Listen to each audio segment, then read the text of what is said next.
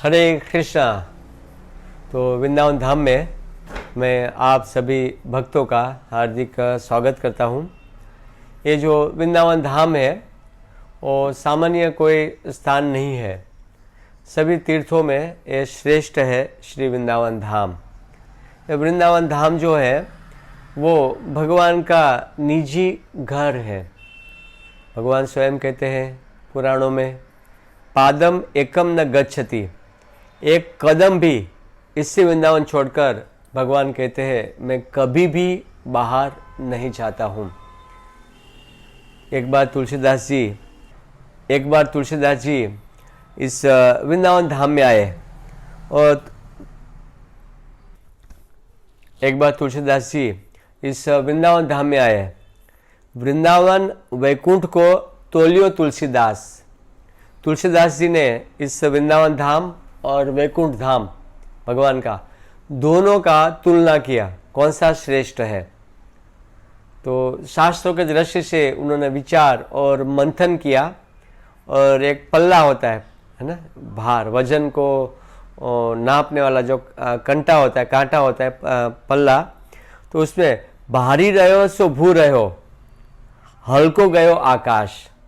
तो एक तरफ वृंदावन को रखा वजन में और एक तरफ वैकुंठ धाम को रखा, लेकिन भारी जो है वो वृंदावन धाम जो था वो भारी रहा। कहने का तात्पर्य है ये जो वृंदावन धाम है उनकी तुलना बाकी कोई भी भगवान का धाम या कोई भी तीर्थ स्थान या कोई भी तीनों लोकों में ये जो जगह है और वृंदावन के सामने इसकी तुलना नहीं कर सकते। वृंदावन जो है वो श्रेष्ठ है, क्योंकि ये वृंदावन जो है भगवान का निजी घर है। एक समय की बात कि भगवान ने प्रयागराज को सारे तीर्थों का राजा बना दिया। प्रयागराज को तो तीर्थों का राजा बना दिया और प्रयागराज सारे तीर्थों को बुला के नाना प्रकार की मंत्रणा कर रहे थे, मीटिंगें कर रहे थे और सभी तीर्थों को नाना प्रकार से मार्गदर्शन दे रहे थे। तो वृंदावन जो था वो प्रयागराज की मीटिंग में कभी भी नहीं जाता था। तो प्रयागराज को लगा कि हो सकता है इस बार नहीं, नेक्स्ट टाइम आएंगे। ऐसे करते करते वर्षों बीत गया, लेकिन वृंदावन जो था वो प्रयागराज के साथ बैठने को तैयार नहीं हुआ। अंत में एक बार प्रयागराज जी भगवान को मिलने के लिए गए, भगवान श्री कृष्ण को, और भगवान को जाके प्रणाम किया और भगवान ने कहा आइए प्रयागराज जी, क्या मैं आपकी सेवा करूं।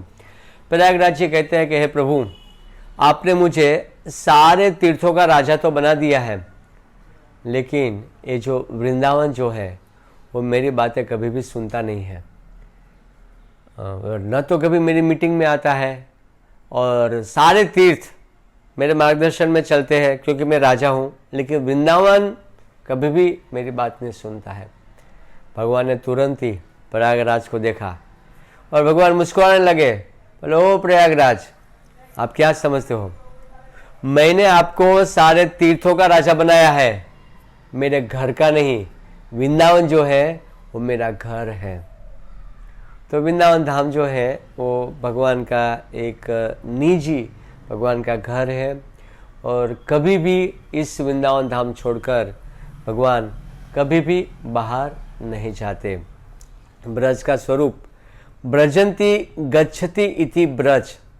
ब्रज, इस वृंदावन धाम को ब्रज भी कहते हैं। और ब्रजंती गच्छति इति ब्रज मतलब यहाँ पर सब लोग चलते रहते हैं। जब भी आप वृंदावन धाम में आते हो तो आपको देखते होंगे सब चलते रहते हैं, है ना। 2 दिन 3 दिन के लिए समय लेकर आते हैं। तो सुबह से शाम तक इधर उधर बांके बिहारी, प्रेम मंदिर, इस्कॉन मंदिर, राधा दामोदर, राधा श्याम सुंदर इत्यादि नाना प्रकार के यहाँ पे मंदिर है, नाना प्रकार के मंदिर है। तो कभी यहाँ दर्शन करने, कभी वहाँ दर्शन करने के लिए तो सब चलते रहते हैं। ब्रजंती गच्छति इति ब्रज मतलब जहाँ पर ब्रज इति गच्छति इति ब्रज। ब्रज इति ब्रज मतलब उससे कहा जाता है जहाँ पर सब लोग चलते रहते हैं। यहाँ पर गोपिया भगवान श्री कृष्ण का ये जो वृंदावन धाम जो है वो विहार की भूमि है। ये है वृंदावन धाम जो भगवान का निजी घर है। और 84 कोस भूमि में 84 कोस भूमि में ये ब्रज 84 कोस ब्रज धाम है, ये 84 कोस की भूमि है इसकी। और सभी जगह पर भगवान ने कहीं न कहीं पर भगवान ने नाना प्रकार की जो है लीलाएँ जो है संपन्न की है। 12 वन है 84 कोस की भूमि में। 7 वन में मधुवन, तालवन, कुमुदवन, बहुलावन, खादिरवन, काम्यवन और वृंदावन।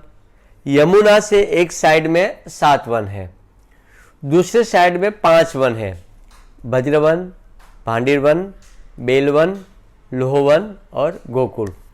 तो ये 12 वन में भगवान की ये विहार स्थली है और यहाँ पर भगवान ने विहार किया है गोपिया और ग्वाल बालों के साथ। और भगवान की यहाँ पे जन्म लीला हुई है, भगवान की यहाँ पे बाल्य लीला हुई है, भगवान ने यहाँ पर असुरों के वध की लीलाएँ की हैं और नाना प्रकार की माधुर्यमय लीलाएँ जो गोपियों के साथ जो मधुर मधुर लीलाएँ जो है भगवान ने इसी ब्रज 84 कोस में, इसी वृंदावन में भगवान ने की है।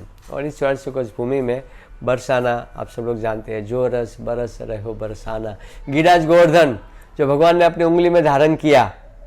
और ये वृंदावन धाम है ना, ब्रज 84 कोस वृंदावन सो वन नहीं, नंदगांव सो गाँव वंशीवट है ना, इसी जहाँ पे भगवान बांसुरी बजाते थे।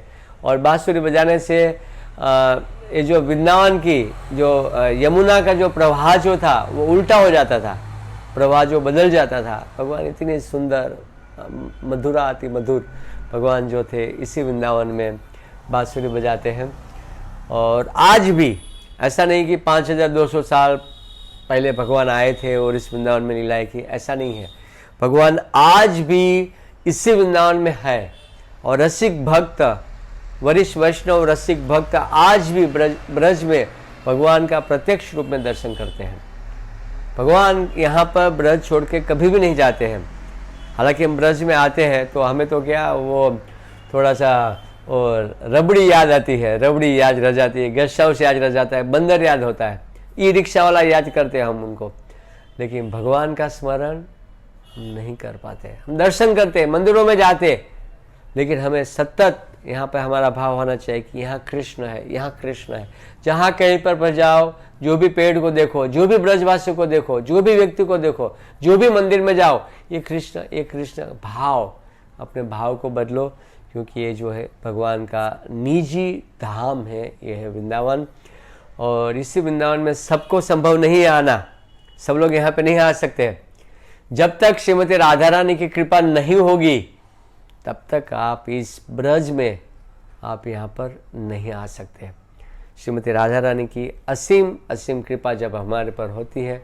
अगर आप लोग नहीं चाहते हो कि स्वामी जी हमारे घर पर आए, प्रभु जी हमारे घर पर आए, अगर मान लो मैं आ भी गया, बेल बजाया, तो आप बोल सकते हो नहीं नहीं नहीं अभी मत आओ, या तो हम बाहर गए, आप फ़ोन न उठाओ, मैं घंटी बजा रहा हूँ, मैं नीचे सिक्योरिटी गार्ड के पास हूँ, आप कहाँ पर हो, कहाँ पर हो, आपका फ्लैट नंबर कौन सा, आप मुझे न बताए। आप चाहे तो गेट के खोलने के बाद भी आप बोल सकते हो मैं अभी व्यस्त हूँ, बिजी हूँ। माता जी बोल सकते हैं प्रभु जी घर पे नहीं है। आपके घर के अंदर मुझे लेना नहीं लेना वो आपके ऊपर है।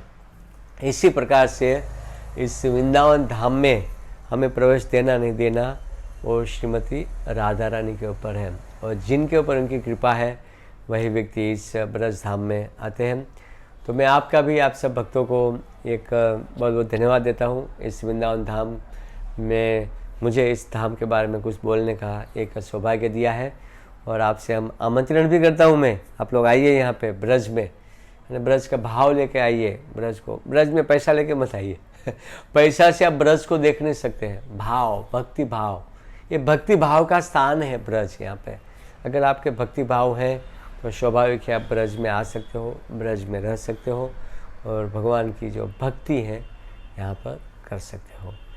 और इसी ब्रज में 12 वनों में एक वृंदावन है। हमने वृंदावन धाम के बारे में बताया, 12 वनों के बारे में बताया, बरसाना के बारे में बताया, और भी अधिक आप हमारे साथ संपर्क में रहिए। हम अधिक से अधिक हम आप सबसे बताते रहेंगे। हरे कृष्णा। श्रील प्रभुपाद की जय।